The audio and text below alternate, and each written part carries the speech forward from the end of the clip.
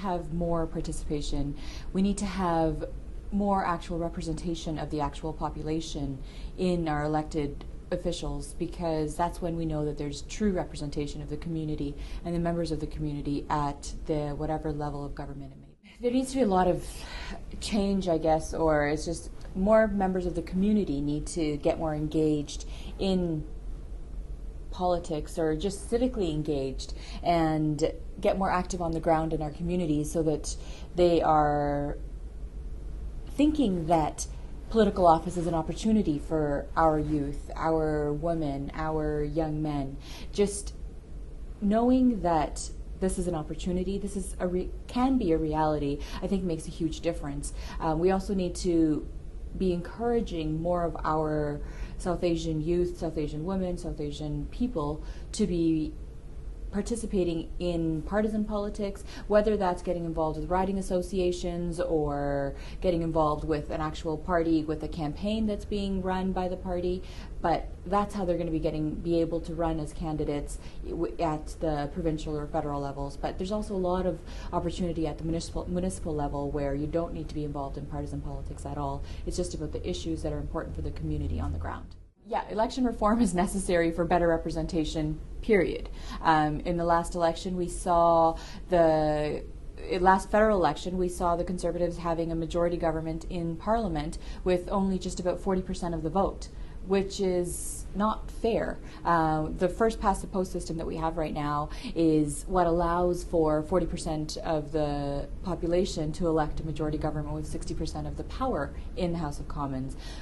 We need to be moving towards something that's more along the lines of proportional representation, so that we have actual proportionally representative House of Commons, provincial legislature, and city councils across the country, especially in the GTA, where we have such a high, diverse population that's being severely underrepresented in our city council, in our municipal and regional councils. It is important to have some sort of electoral reform, and my opinion, the proportional representation is the way to go. Absolutely. Government can intervene, but there's also a lot of organizations who are doing a lot of civic engagement and leadership training on the ground. For example, the Maitrey Foundation is doing a lot of good work in developing young minds, developing young leaders to participate in politics or in leadership roles within communities and community development.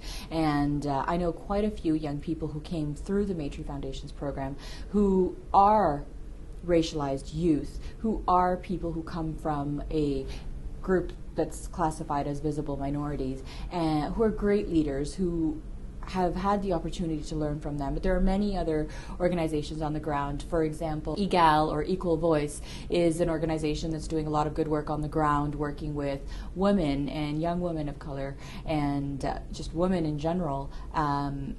But government also needs to take a role in this and can't just leave it to civil society organizations. We need to see an outreach strategy so that we have more education and awareness within the communities. South Asian, even East Asian and Northern Asian communities are underrepresented in our political. It also depends on the political party itself. Some parties may not be interested in mentoring newer immigrants or visible minorities in this country. Whereas I know that my party, the New Democratic Party, is very much interested in mentoring and nurturing the minority communities, the visibly minority communities, the communities that are traditionally oppressed in this country. And that's, people who are racialized, people who are women, people who are young. These are all three communities that are traditionally underrepresented in Parliament, in the provincial legislatures, in our municipal and regional councils. You saw this past election at the federal level, unprecedented number of youth who were elected to the highest office possible as members of Parliament. It's because the New Democratic Party takes a keen interest in mentoring our youth. And we also saw the highest representation of women elected to the House of Commons. 40% of our current sitting members of Parliament are women, and 16 or 17% of our MPs today are racialized people.